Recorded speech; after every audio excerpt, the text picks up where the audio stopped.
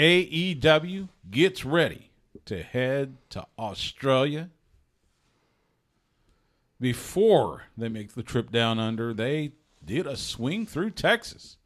First in Rosenberg for Collision, and then just up 183 at the HEB Center Cedar Park for Dynamite. They taped it a day early so they could get to Australia.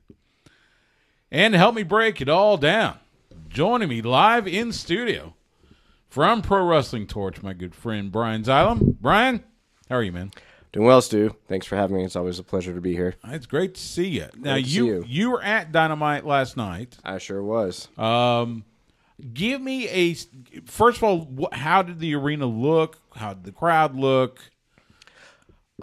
Great questions off the top, Stu. I feel like as far as lighting, I obviously was around some few media friends, and just regarding just actually taking pictures, I felt like this was the best the arena has been lit. I would have to go through my memory. I think they've done, 6 to 7 shows, I think, at the HEB Center at this point. Mm-hmm. But I thought the aesthetic was actually well done. It seemed like the ring was almost pushed maybe further back because from where we were sitting, because I was in section 105 during the show, so it just seemed like it was setup was a little bit different. So different. I like different sometimes. It looks like they were willing to try some different stuff throughout the show. That Rosenberg crowd was great. I might have to give them kind of like the nod of who had the better night, but I mean the HEB crowd at Cedar Park Center, they're always great. It's just, it's always good times. Fun show. There was a couple things I was like, I don't know if they were necessarily for me, but I mean, even if they weren't necessarily for me, the crowd basically added an additional, star and a half to everything for sure. Let me ask you this. I've got AEW Dynamite on the television right now, which, again, it was taped last night, again, because they got to make their way to Australia. Yep. So did it feel like it was a smaller portion of the arena as opposed to past Dynamites? Like, did they bring the stage up a little bit from the back? I think they did bring it up a little bit. That's why it felt a little bit different, because it just seems like from like a stage perspective, if you're kind of like sitting in the front row, you're closer in. But then when you're looking at 105, it seemed like there was a lot more room, because throughout the show there were certain segments where wrestlers were kind of more in the crowd. Which if you're doing that, then I guess that makes a little bit more sense. Okay, and just for point of reference, so if you're sitting in 105. Stage is left or right of you? Stage would have been to the left. Left. Okay. Yes. So you're you're almost facing. It's almost home ice. Correct. Kind of. Mm-hmm. Because of course Texas Stars play there, the AHL affiliate of the Dallas Stars. There's a couple things I want to go through. Let's talk about AEW in general. Okay. So we had 3 releases, which almost never hear about from AEW. Mm-hmm. Malachi Black is gone, Miro is gone, and Ricky Starks is gone. And almost, I'd say about 24 hours after we hear Ricky Starks has been released, he shows up in NXT. So give me your thoughts on those 3 being no longer All Elite. Well, let's start with Malachi Black first and foremost. It just seems like he was a guy that wanted out for a while based on kind of what we've seen and heard.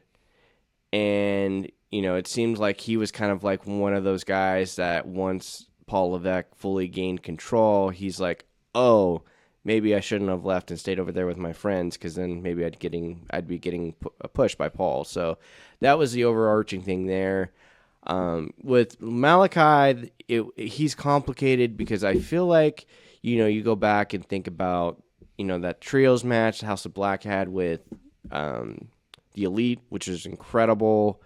And you thought, okay, maybe this was finally the niche, because there wasn't really that, moment, I would say, with Malachi Black, other than kind of like his debut that he had, beating Cody. Obviously his first match was a big deal, but then after that, he just kind of just existed. Now, whether that he personally wanted to do business or not, don't know. I mean, we kind of have to just base our interpretations on how he's presented on the show and how often he's on the show, or if plans change because maybe a wrestler doesn't want to take a pin, which, it's wrestling. People are going to politic and not want to get beat, but I think that's pretty much going to be universal, even though we're in the year 2025. So people want to, I guess, protect themselves, so to speak. Miro's an interesting one.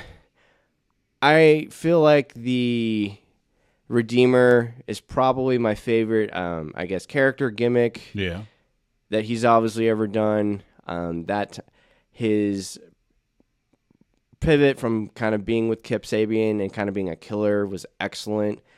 I'd offer anybody to go back and watch that Darby Allin TNT title match, which was just really, really good. I thought it was always kind of weird that he lost the title to Sammy. Not to say Sammy Guevara didn't deserve it at the time. It just didn't feel like Darby kind of falling on the sword for Miro felt earned. That really didn't. And I don't know if that ultimately killed his momentum. He was out for a long time. Yeah, there were so many times where it felt like, okay, he's on the precipice, and then it would just fall off for one reason or another. Yeah, and then if you go back to the Redeemer promos, they were so unique. They were different from really anything on mainstream wrestling. Yeah. That's what I really appreciated, because, I'm always for people kind of trying different things, even though, eventually they may not work, because you don't know at this point what's going to catch on, what's not. So I was definitely for that. Obviously, the biggest surprise, I guess, within the last 24 hours is Ricky Starks. You and I, we'll see Ricky around every now and again. I've known Ricky for almost a decade, called several of his matches in Inspire, and yeah. Yeah, and, it's sad that him and AEW didn't initially work out. I felt there was really just that. There was a couple moments where I thought, okay, he was finally breaking through. Now, I will say there was probably, he had a couple injuries, and then obviously the Punk stuff kind of blew up, and that wasn't on him. As he was kind of leaving, I really enjoyed the tag team title run that him and Big Bill had. I thought that was really, really underappreciated. I thought him and Big Bill beating FTR, I thought that was a really cool kind of shock. Title win in Collision at the time when they were kind of struggling in the reigns. I thought that was actually really, really good. And, he shows up at NXT last night. We don't know what his name is. That's really cool. I was kind of under the impression it seemed like more of a realistic possibility he would start in NXT, just because the men's division right now in the singles division is kind of bare, just because they're calling so many people up. So, I mean, you've got Ethan Page, you've got your Javon Evans. So, if Ethan Page can have a chance to win the men's title, I can't see why Ricky Starks can't do the same. If I was to give Ricky any advice to, I hope he goes in and just understands. For me, I want to be able to just relate to somebody. I hope he wants to just be the best him, not go in there and try to be the best Paul Levesque or Shawn Michaels or Cody Rhodes or AJ Styles or whoever you want to be. I want him to be Ricky Starks and kind of stand out on his own. Right. Be the Ricky Starks we have seen all in Austin, everywhere. Yeah, because I don't need him to put on 20 pounds, because I know people are going to say, hey, brother, if you want to translate on television, you got to be, you've got to look a certain way, work a certain style. I just want him to be him and be happy, because I always think about that promo he had against MJF, Stu, back right before Christmas, which was also in the Cedar Park Center.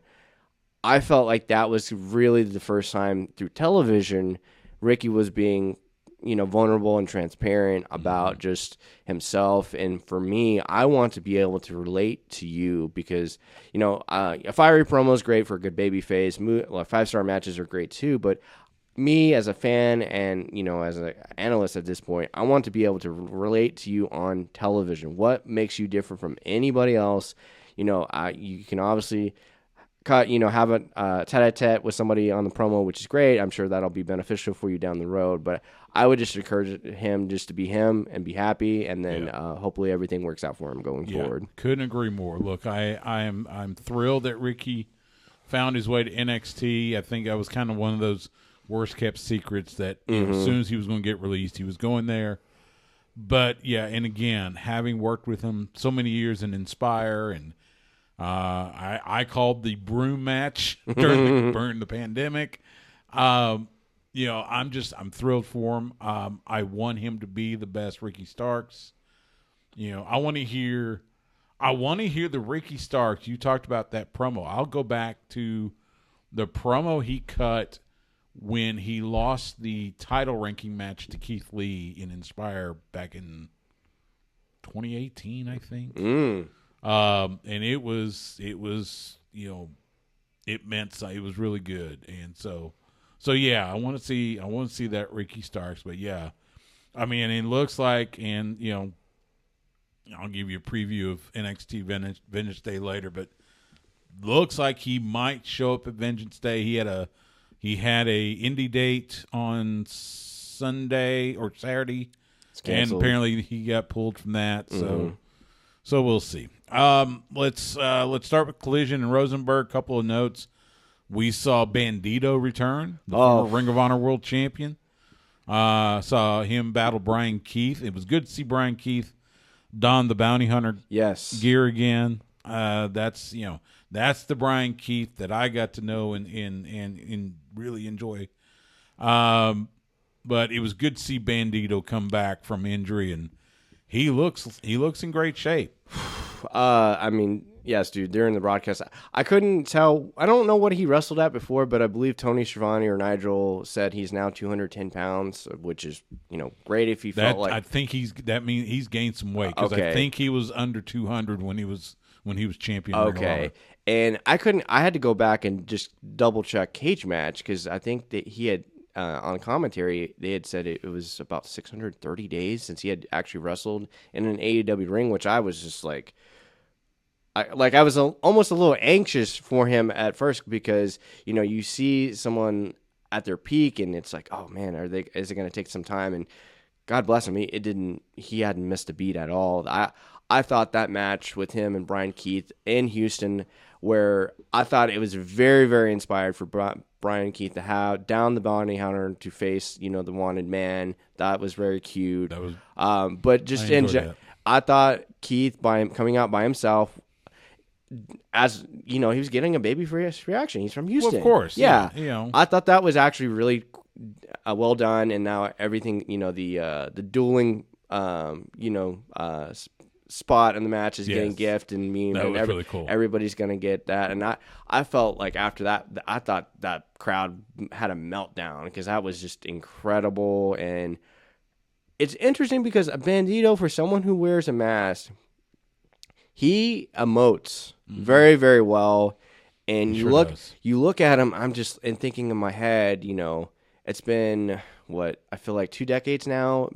WWE's been trying to find the next luchador to replace Rey Mysterio Jr., and I know this is like a good problem to have, but I mean, and it's hard to kind of crack like that main tier for AEW. But I mean, God, man, Bandito he looks like $1 million, and I feel like.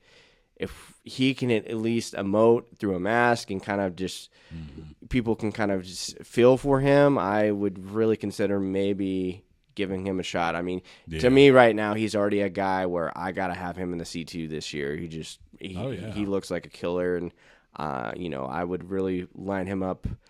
I wouldn't necessarily have him against Danny Garcia because but him and Takesha, for him maybe beating Takesha for the international title down the road, that sounds fantastic to me. Yep, that could be fun. Yeah, we also saw 2 guys that we know well in the indie scene, especially here in Texas, especially here in Central Texas. Brick Savage, the World Breaker, as well as the Gutter Snake, Izzy James, both had matches on Collision. Brick Savage was in a trios match. Izzy taking on, of all people, Dustin Rhodes. And I know Izzy, he really enjoyed that. And I know Dustin was, he was, big on Izzy. I need to get him booked on a RWA show soon. And Brick. Oh yeah. And it felt like it almost felt like Brick was a little protected in that trios match. And it's funny, Stu. I had a chance to actually chat with Brick, the week before. First time to actually kind of chat with him outside Inspire.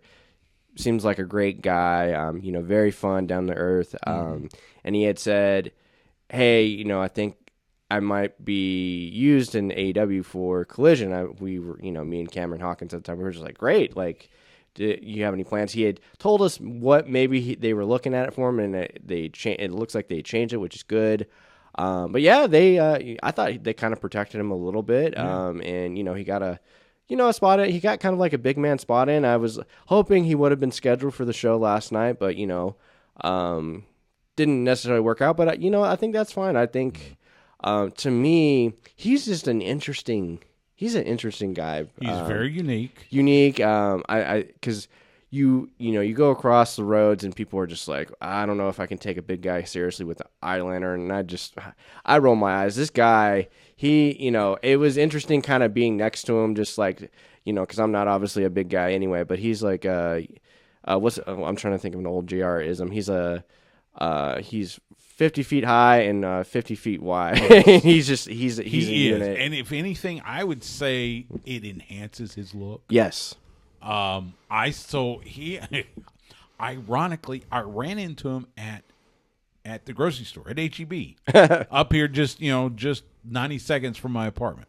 Wow. Okay. And it was like, oh my God, Brick. And it was, he obviously not done up like what we see, for wrestling. And it was kind of like, okay, I see the difference. And look, I think the world of Brick. So I hope he gets more opportunities. Dynamite, it's on television right now. In fact, they're doing the trios titles match with the Undisputed Kingdom and Death Riders. Death Riders get the win. And you and I were talking about before we went on the air about the finish was Wheeler Yuta hitting the low blow. Mm-hmm. So Death Riders have had the trios titles since All In August. Yep. I think this was their third title defense. I believe you're right, sir. So they hadn't been thought of a lot. In fact, last week was probably the first time we'd seen them wearing the belts in forever. Exactly. So it feels like it would have been a good time to just take them off of the Death Rider, put them on Undisputed Kingdom. That was my assumption, Stu, in our pre-chat. Maybe I'm wrong, but I could have sworn Adam Cole made a babyface promise on Saturday that they were going to win the titles. So I just assumed that was the plan. And then on top of that, Wheeler Yuta winning with a low blow, which seems like the finish for every Death Riders match. And look, I get it. Dastardly heels find ways to win dastardly. Mm-hmm.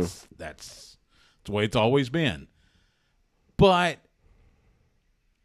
it's getting to where it's like, okay, why should we watch the match when we know how the outcome's going to be? Yeah, exactly. And I from my overall complaint of the match, Stu, was just, I believe I timed it around like about 17 minutes.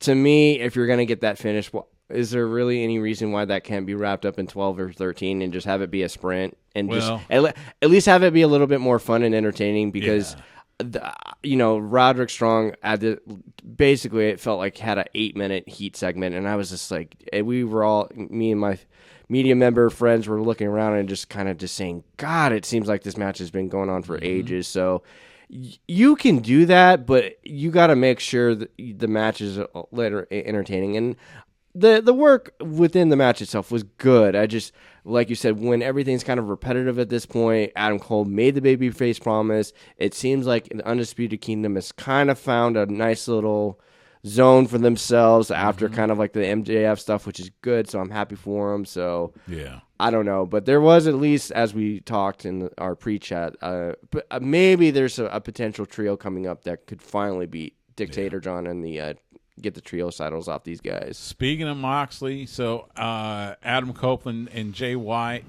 they attack the Death Riders. They steal the briefcase. from what I could gather, look, I have been very critical of this whole Death Rider John Moxley. It is boring to me. It's the same thing over and over. Mm-hmm. Moxley cuts these endless promos that say nothing. Yep.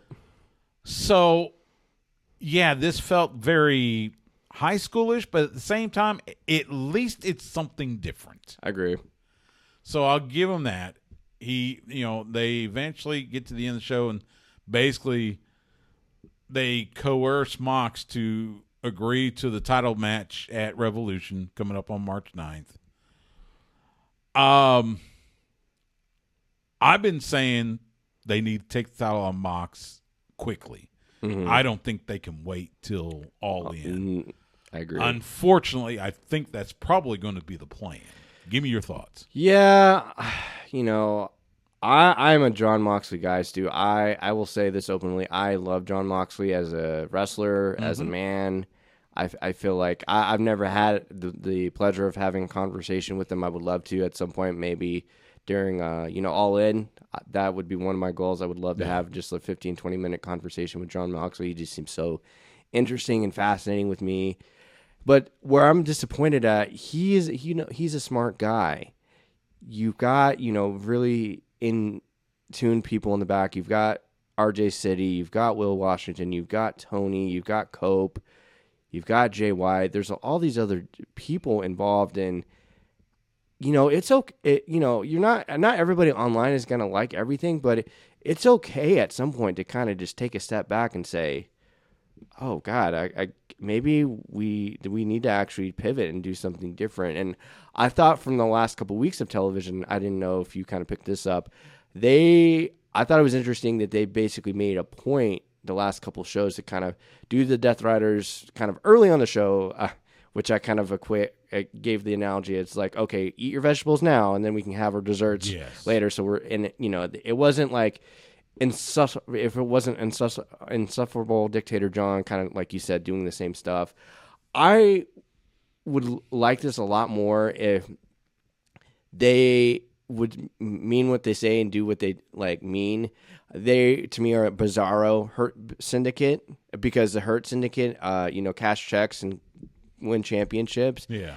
Whereas Dictator John, as MJF was always right about, there's, what's the point? What's the plot? You've got you actually, once the Private Party and Garcia won titles, it kind of just lost a lot of continuity, I think, where nothing really made sense.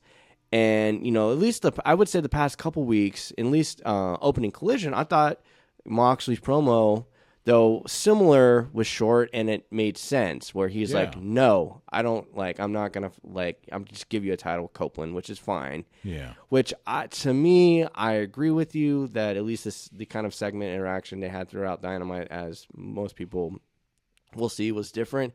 Just too wacky for me, because I think right now John Moxley is almost like a wacky 1950s Hanna-Barbera cartoon villain. He reminds me of Dick Dastardly. He's the only thing he hasn't done at this point, Stu, is tie Beth Phoenix to railroad tracks. And I get that. Yeah, they're tying up, all the famers in the back. They're trying to pour gasoline and bleach down everybody's throat, and it's just I'm not a fan of. No, and it's just like if they would just lay people out each show, at least I can kind of get behind that. And it seems eventually they're trying to maybe do Omega and Ospreay maybe versus Death Riders, but I'm with you. They really need to consider something different. And I mean, I'll go with you now, Stu. To me, right now, if they had to make a pivot, I'm giving the title to Hangman Adam Page. And look, I like Moxley too. I've enjoyed his work. It's just this Death Riders thing is just, it's not out. It was, okay, so we're taking over, not the Elite. Right. Then they just the plastic bag and the chemicals thing, I'm not a fan of, because what does that have to do with wrestling? It just, I don't know. It's not connecting with me, and they need I say they need to take the title off Mox soon. But yeah, I think it's probably not going to be before July before we see that happen. So, and maybe it is Hangman, or Darby, if he comes off the mountain, soon enough. We'll see. But yeah, mentioned the Hurt Syndicate beating up the Guns. They're still tag champions. Then Lance Archer and Brian Cage come out on stage, seemingly stare down, I guess, to say, hey, we want next. They came out and basically were kind of doing sarcastic congratulations clapping on the ramp. And I'll tell you what, Sue, I think this was probably my favorite match of the night. I was just amazed at how much cooler the Hurt Syndicate are in person and television. They are stars, and when they debuted, I said, the old adage is, oh God, why is AEW signing more like older wrestlers from WWE? And I said, trust the process. I know there's a plan. I feel like I trust MVP. I know what he's heavily. I don't know. I just feel like he's heavily involved in this entire creative with this group, and it is so cool because they're old school guys coming out looking like $1 million in suits, and they come kind out of like the Horsemen. Yeah, and they've got their new gear now, kind of like. Now, are they my favorite colors? Because they're kind of like Steeler colors, but they look cool. And when they did that new kind of song by West Side Gun, it never occurred to me, and maybe they knew all along, but I didn't think "We Hurt People" would be such a catchy chant. And I tell you what, all throughout the night, or the match, there was dueling chants of "We Hurt People," "Guns Up," which nobody got booed, which is great. Yeah. And I told people weeks ago that they were gonna have to pivot because these guys are too cool. They're too badass. Like I said, they're bizarro Death Riders because everybody wants more of them on TV. And I really thought for a first time opponents for the tag titles, the Guns were an excellent choice. Austin, worked his ass off. I thought, Stu. He was bumping around like a madman because, oh God, I don't know how Shelton and Bobby do what they do at their age. It's incredible match, and it was no fluff, all killer, no filler, no fluff. Went 10 minutes. It was great. Bobby, and I like how I guess now that their finish is like Shelton doing the running knee, which it looks like death anyway, and he throws him to the wolves, and Bobby just kills him with the spear. So that I'm really happy for them. You look at Shelton now. I've been trying to kind of just watch them. He seems like a guy so happy right now. I would love to have a conversation with him just because, you don't want to see somebody like break character. But I just kind of feel like I look at him now in the ring. I feel like they all really care for each other, and I feel like Shelton's just like, man, I really wish people would have given me more an opportunity to run the ball on mainstream television, and he should, because he, for all accounts, in my opinion, this is just me, not Stu talking, but I think he should have been multi-time world champion in WWE, and I'm really glad they're kind of, because some people think, oh, is this just like a make good for COVID, and I tell folks that's disingenuous to what they are as like a group and faction, and I think this was a situation that said, probably something similar to WWE where they thought, AEW kind of mishandled Starks. Tony probably thought, oh, I can make these guys work. And, for all intents and purposes, if you look at how AEW's kind of worked with Jade and Swerve Strickland and featured kind of more prominent black wrestlers on television, Willow is another one. Yeah. I kind of feel like they know what they have. I don't want to say they're better at doing things like that, but they have. I would say their fingers more on the pulse with featuring and representation, and I'm really happy for those guys. Yeah, I've been a fan of Shelton Benjamin for a long time. I've been a fan of Bobby Lashley for a long time. Been a fan of MVP for a long time, and they are. I mean, the crowd is so solidly behind them, so it'll be fun to watch them progress. They did some Ring of Honor tapings, last night. From what I read, a very Rhodes Wrestling Association feel. Yes, very much so. So you had Vert Vixen, who is the current RWA Women's Champion. Yes. Had JL, who's a stalwart in the RWA. You also had the RWA Tag Team Champions, the Texas Outlaws, Sure did. Wayne and Wyatt Rhodes. So great to see them. Just give me your thoughts on the. Well, tell you what. Let's instead of that, let's go to what's going to happen this coming Saturday. Collision Grand Slam. It's going to be on TNT after the NBA All-Star Saturday Night doings. The one question I have, I want to ask Tony is, why didn't you put this live on Max? You've got this new streaming deal with Max. Why not utilize that and put the Australia show live on Max, and then you can still show it on TNT after the NBA stuff? I mean, you're right. Those are good questions, Stu. To me, if I'm thinking they don't want to go head-to-head with anything. They don't want to put it on a Friday and get a really bad number, which definitely makes sense. I understand that. And if I'm Tony and I'm thinking, the strategy behind this, I believe they're hoping they can utilize the dunk contest as a great lead-in on Saturday and hope that kind of transmits to that, and then folks doing really good streaming numbers on Max. Because, for all intents and purposes, we don't know what the streaming numbers have been, but the television numbers have still been pretty solid, even though, there's been, not necessarily a lot of sports. There's the NBA going on, but there's been so much news going on the past, couple months. Because I'd be wondering if there wasn't so many kind of big-time news items, the ratings could be even longer. And I've really enjoyed my streaming experience on Max. Yeah. What about you? I have. Yeah, it's been good. It's it's really easy. Just because I feel like it's easy to go in and kind of fast forward. There's no fuss. I like that better. If I can't watch a show live, when you do have to do write up or cover it, I like how you can kind of just fire it up. No fuss, and it just I've not had a problem. Yeah. Even I've watched it live sometimes, no problems at all. It still goes fine.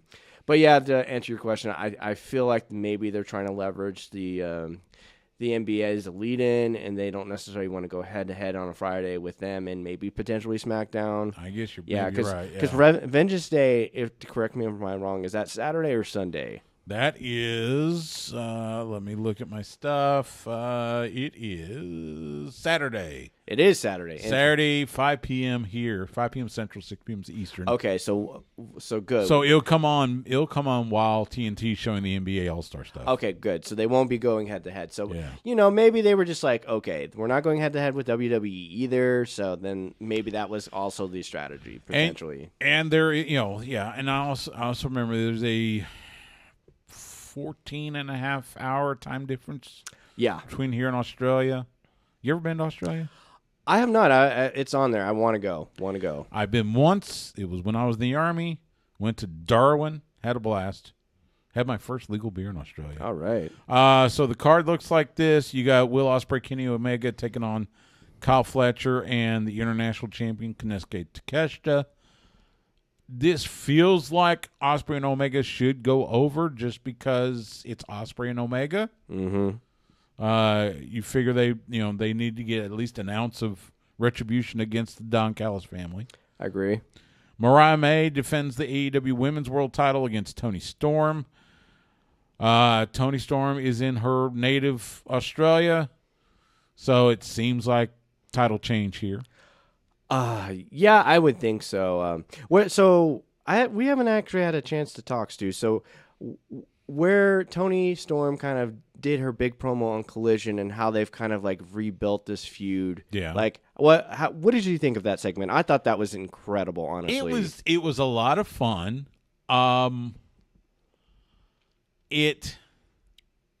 Plot holes. There are plot holes, but all in all, it was fun. It was fun seeing her do the whole, Performance of a lifetime. The reveal, yeah. And so that I kind of enjoyed. So yeah, like I said, it just feels like this would be a title change here. I hope so. And I just to add one more thing, Stu. Yeah. I don't think, plot holes aside, I don't think they get that acclaimed online or that reaction from the fans if they do not put in the work, because they've gone over a year on this. I didn't think I was going to be reinvested in this because obviously, I was there for All In, saw the title change, and I think Mariah May's had a really, really fine title run. I think she's really starting to kind of find herself a little bit, and to me, I don't know if AEW would do this, Stu. I don't think they would. If Tony is listening to this would be my pitch to him.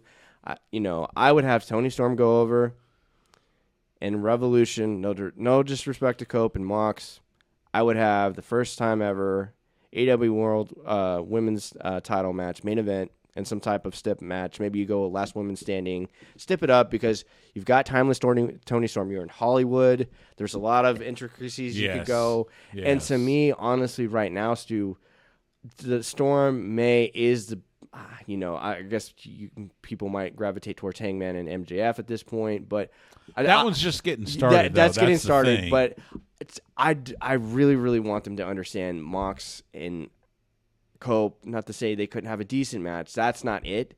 I think it would do wonders for their perception and PR wise, honestly, and especially that you can finally have a blow off and kind of just go to a different direction, which each women kind of building up to All In. By the way, I'm watching the Samoa Joe Shibata hook match. They were doing a chop off between Samoa Joe and Shibata. I'm just going, I feel sorry for the guy that was in there, taking the chops, because, oh my God, getting chopped to death.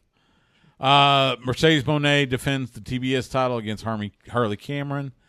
It's Harley's homecoming, but they're not going to take the title off Mercedes because it's Mercedes, and some reason they think she's hot. I don't, but again, I'm weird.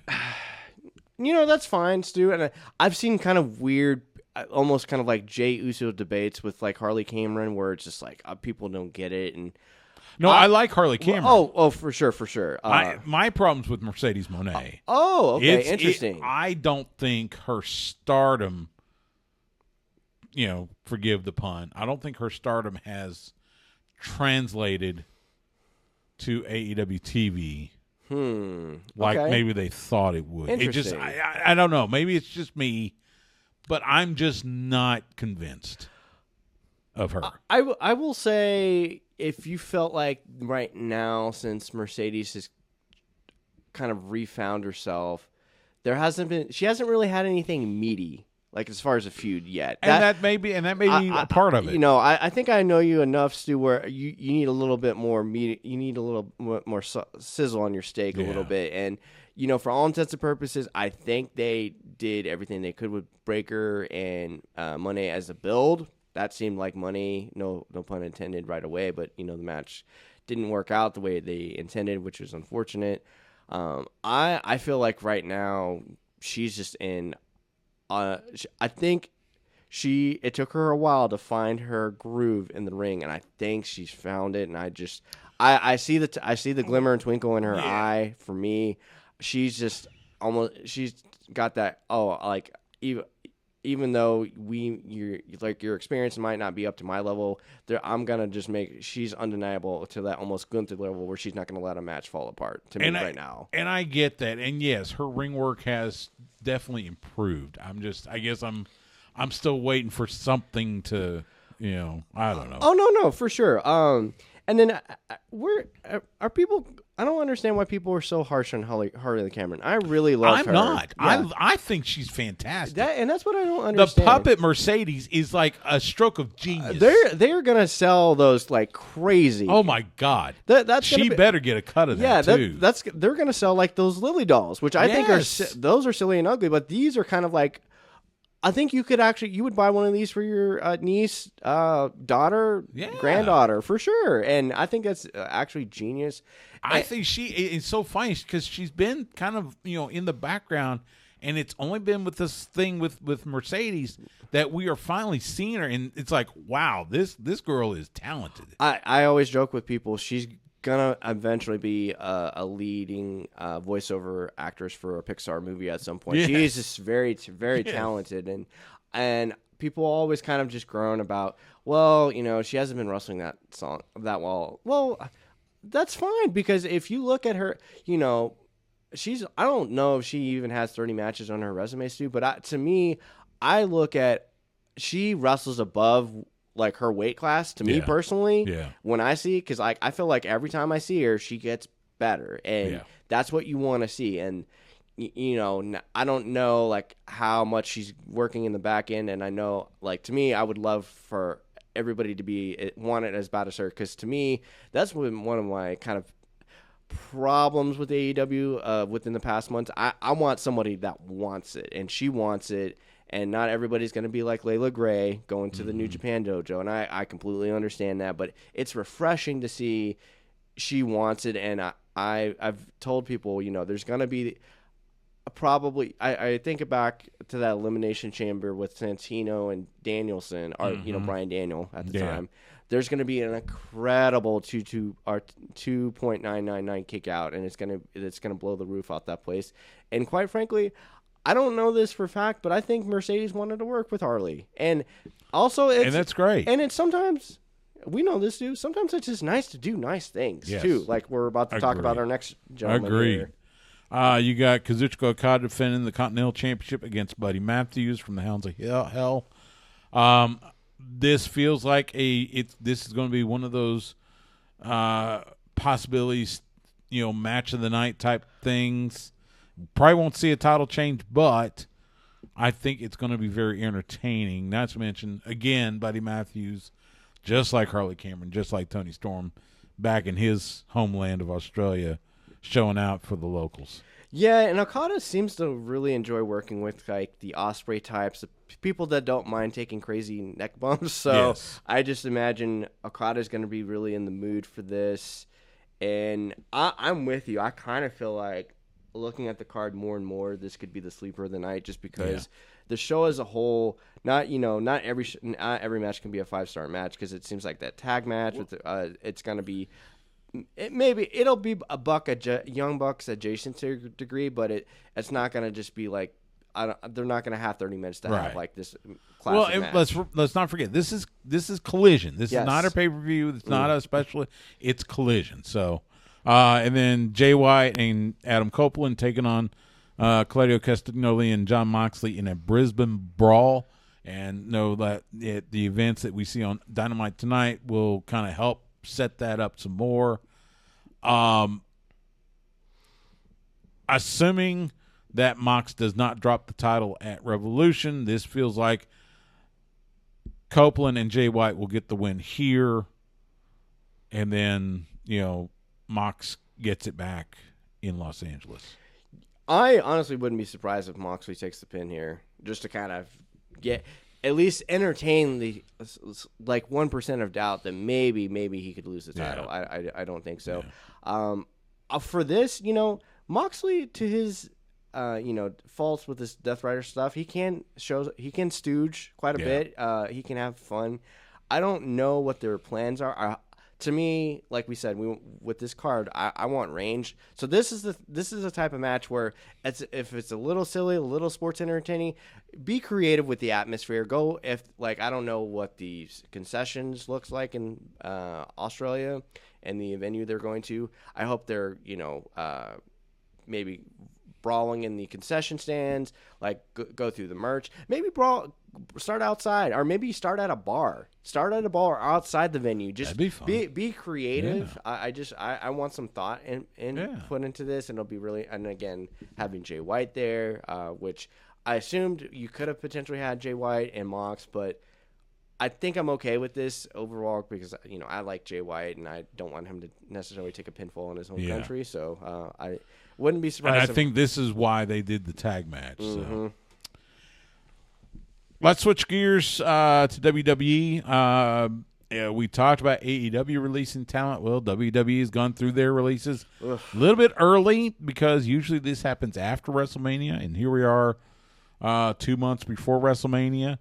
So, right, Cedric Alexander, Ela Dawn, Sonya Deville, Authors of Pain, Paul Ellering, Blair Davenport, The Good Brothers, Giovanni Vinci, and Electra Lopez released along with Duke Hudson from NXT.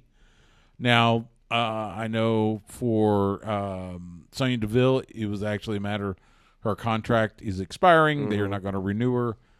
So she's actually free to jump wherever at as soon as the contract expires. Everybody else will be under the 90-day non-compete. Which one of those releases surprises you the most? I mean, I would. To me, I almost wanted to say the Good Brothers, dude, just because they were both out for injury, or they were both kind of out with injury. I know at least Carl Anderson was out. Okay, I thought Gallows maybe had got some selective surgery done, but that didn't sit well with me at all. I know, especially kind of like WWE's relationship with the Good Brothers. That's always kind of given me the ick, where I think they've not treated them the best. And no, they haven't. And Carl Anderson, he's always talking about making millions and getting bigger pools and everything. So I wish the best for him. I think that's if this is supposed to be a new regime, I think that's pretty in bad taste for them, and that's not the greatest PR.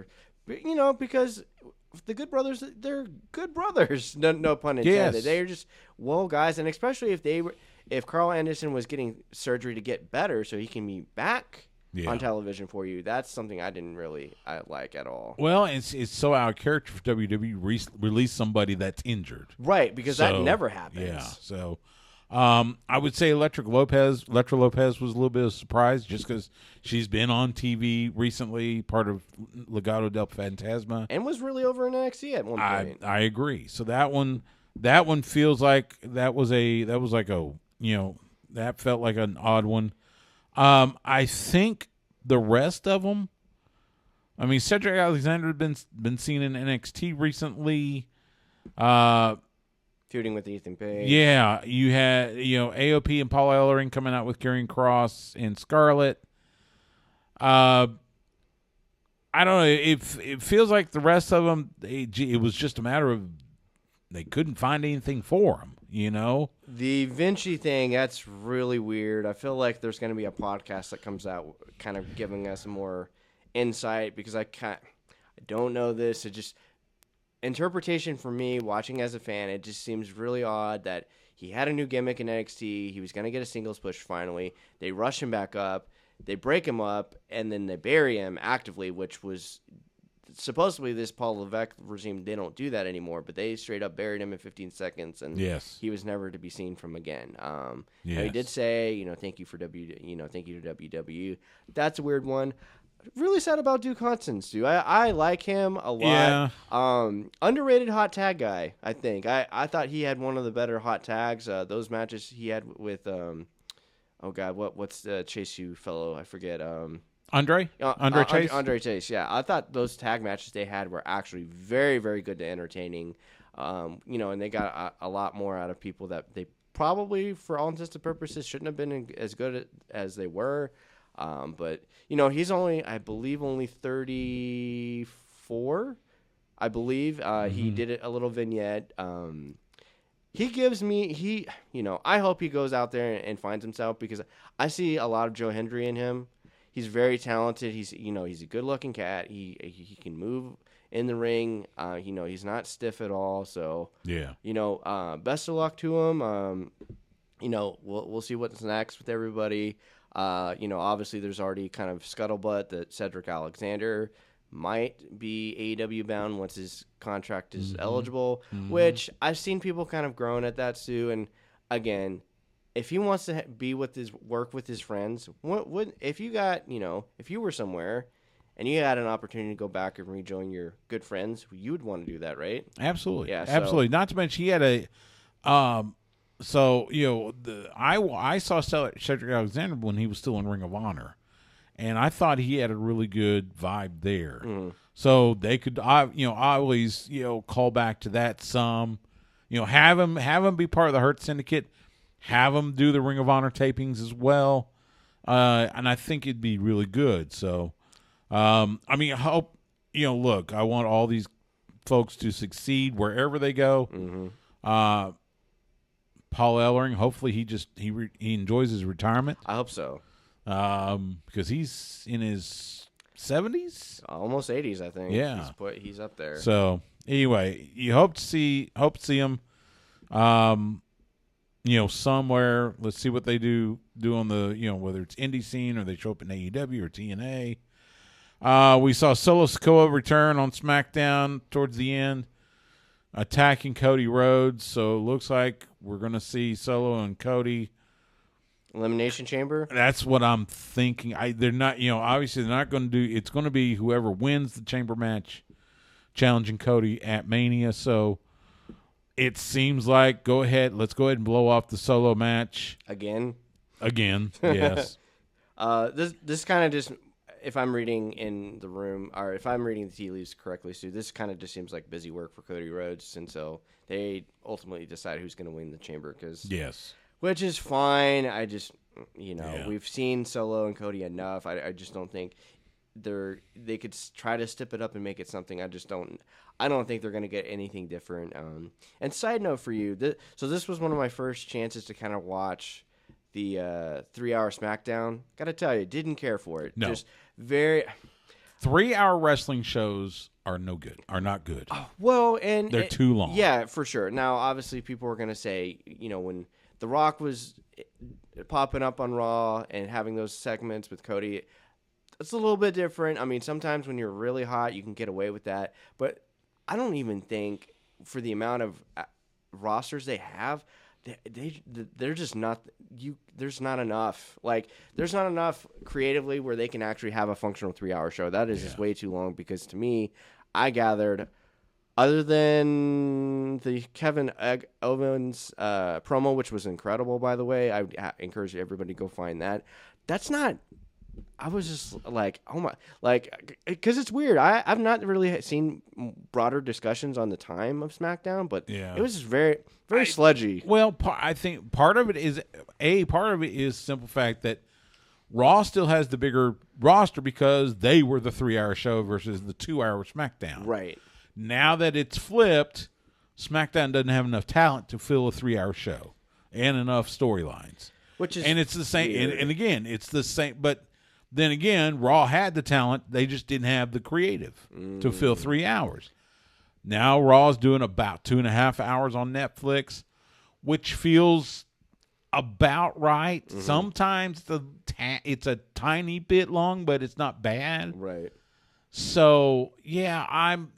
Now allegedly, if you believe the talk around the campfire, SmackDown will go back to 2 hours. I think in June. I think that was the word. I hope so. So, I hope so too. So, and I thought that these longer shows, allegedly, I think that was the whole purpose of adding these new women's mid-card titles. Not to have another conversation. I just you're right though. No disrespect to Chelsea Green. Chelsea Green is over because she's Chelsea Green, not because she's the women's U.S. title holder. She is fantastic. I love Chelsea to death.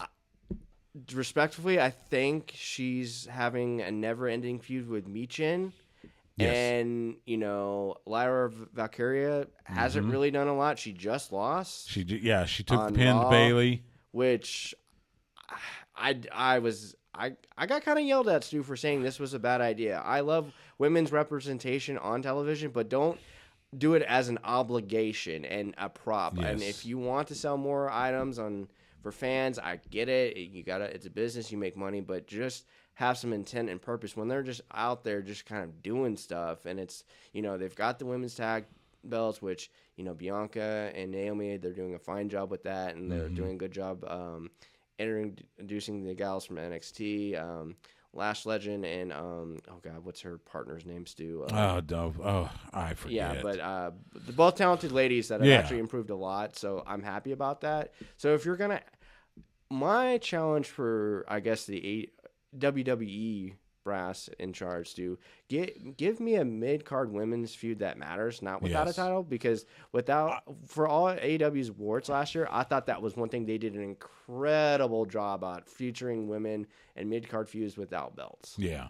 I had a problem with Lyra taking the pin just because she's a champion, so now you have kind of diminished her stature as the women's Intercontinental Champion. Right.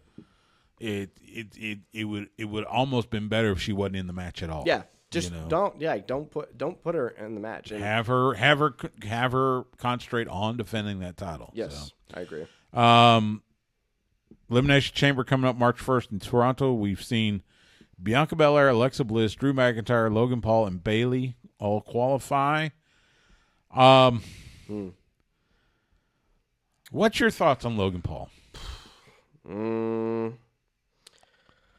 Is it the fact that he's over just because he's a YouTube, mega star or whatever?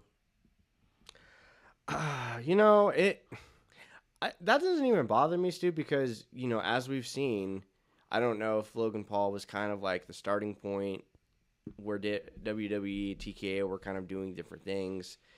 They're really into streamers now. Viva apparently streamers going to the Royal Rumble, and I kind of am worried that they're going to take our jobs at the PLEs, where they're going to just have everybody stream the press conferences and the entire PLEs at this point. I don't know. I mean, Logan Paul, honestly, is kind of like, he's a spot merchant to me. I don't feel anything for his matches. I mean, I can't deny for the matches he's had, he's done some incredible things. He's obviously he's got talent. He's got talent. He's athletic. But to me, when I watch his matches, I don't really feel anything. Yeah, he gets heat. That's fine. But okay, you can get heat. I mean, sometimes the Miz would get heat. Give me some layers to why we should dislike you. I mean, obviously he had the run with the U.S. title. Yeah. I don't know what his plans are for Mania. It would be not a good idea to pair him with John Cena. I think that would be very, very bad. Don't do that. Don't do that, because I think that match will not go over well if that's the case. Would they be crazy enough to pair him and Punk together? I hope not. I got a feeling we're going to see that, just with the interaction they've had. Mm-hmm. I don't think I'm with you. I am not a fan of Logan Paul. Now, as far as the streamers, they were pointing them out during the Royal Rumble. I had no clue who they were. Same. I was like, okay, sure. I guess they're famous. I don't know. Yeah.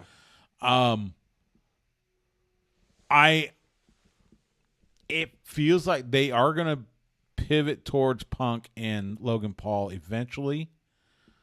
I really hope Punk goes over on that one, just because it's, again, I hope it's not a matter of putting the more famous guy over just because he's got all these views on YouTube, and WWE loves their social media stats. Because he doesn't lose a lot, does he? He's lost to LA Knight and Roman his entire time I think so. And that's it, right? Yeah. Ugh. Yeah, so, before I let you go, Jey Uso, after a beatdown, decided he is going to choose Gunther, so it will be Jey Uso versus Gunther for the World Heavyweight Championship at WrestleMania. The Jey Uso entrances the last couple weeks have been they have been much watched TV just because the crowd just eats it up like crazy. Mm-hmm. So I will ask you, again, we are just over 2 months away. Do you put the title on Jey Uso? No, I don't think I would. Okay. I will be quite transparent, Stu. If I can pull back the curtain. Go ahead. When the men's rumble was going on, I thought, you know what? It's about 9:15 on a Saturday. I'm almost 38 years old, too. I know I'm still. You roll your eyes when I say that. I was a little tired. I said, you know what? I'm gonna just. I get tired. I was tired. I was like, you know what? I'll wake up early, watch the rest of this men's match, and then I'll watch Collision, and everything will be a normal Sunday. Good friend of the show, Cameron Hawkins, called me about close to midnight and asked why I was not on social media, and I was just. My things were just, I was like, okay, what happened? Was it something Punk related? And Cameron, broke the news to me about Luca, and I've been kind of a mess ever since. Yes. So Jay, I haven't really been in part of the Jey Uso discourse. Honestly, this is something different. He's over. Why not? I don't like it. Sometimes, again, it's nice to do nice things. I wasn't at the San Antonio show. Apparently, he still got Jey Uso and Gunther got a very good reaction. Mm-hmm. Everybody likes the Yeet. That's what everybody complains about. That's all he got. And, for WWE, sometimes that's all you need, and that's fine. I mean, would you have rather seen Roman and Cody again? Like, at least they're thinking, let's give this a try. It's fine, and they'll have like an incredible moment. And I think Gunther isn't on that level where he's so undeniable. He won't let this be a bad match now. It's just almost kind of like a make good for Jey Uso to kind of make up for that Turkarino that him and his brother had at Mania last year that didn't, it just wasn't really good. I don't know what happened. I don't know. I mean, maybe that's kind of a make good. And if he wins the title, I don't think it's going to really make or break anything, quite frankly, Stu. I mean, maybe he could just be that guy who because Jey Uso won the Intercontinental title and then lost it like a week later, and he's fine. He's still over. So he could get cashed in on. He's be fine.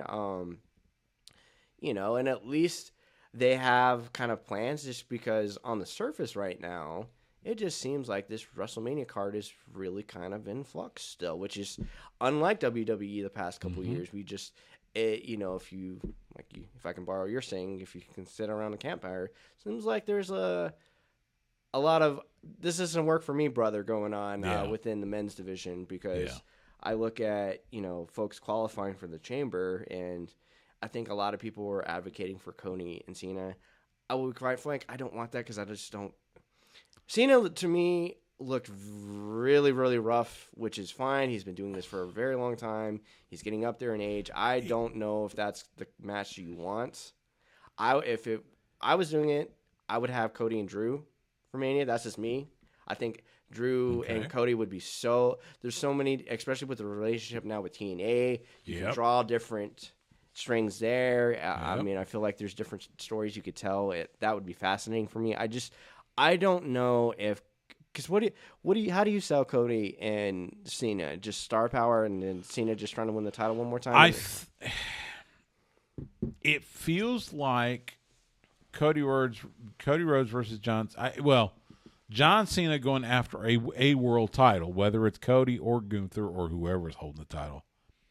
Feels too early. Mm-hmm. This retirement tour is supposed to go all the way through 2025. So why do it now? Yeah. I'm thinking SummerSlam at the earliest. Do something. You maybe do something there. Maybe even a Clash in Paris or whatever that's called. The one they just announced. Or what if you were going to have Cena go up against anybody?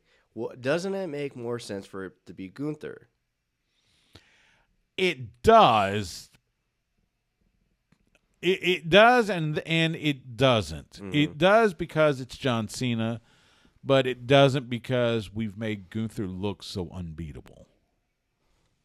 So I don't know. I don't know what the story is there. I think it's going to be a matter of, and I would hate this, but I think it's going to be a matter of do it at either SummerSlam or sometime in the fall. Cena gets like a hard-fought victory, wins the world title, and then gets cashed in on by whoever wins Money in the Bank. Yeah, Not a fan of that, but that seems practical. Yeah. I thought just Cena winning the world title, that just seemed more appropriate just to do with Netflix, right? That just as soon as they announced this, It's and Cena, that. It's the whole thing about, allegedly beating Ric Flair's record, which, look. Does anybody really care about that at this point? Well, I don't think so. The problem is Ric Flair has more than 16 world titles. Yes, he does. Now, it depends on who you talk to, how many more. Like, Kerry Silkin told me the story about when Rick had to drop the title in Puerto Rico just so he could get out of there alive. And then the NWA wouldn't, they come out with the whole thing, they won't recognize it or whatever. But it was just drop the title, get out of there so he doesn't get killed. There's things like that. So it's kind of one of those, it's like, why are you making this a big deal? I don't know, but I don't know. We'll see. We'll see what happens. Brian Zilem, Pro Wrestling Torch. Tell everybody how they can find you. Yeah, at Brian Zilem on X, Twitter, Brian Zilem on Blue Sky, and all my work is on PW Torch. For our VIP subscribers, we do have our flagship show with myself and Amina and Jenny. We are the Collision Cafe.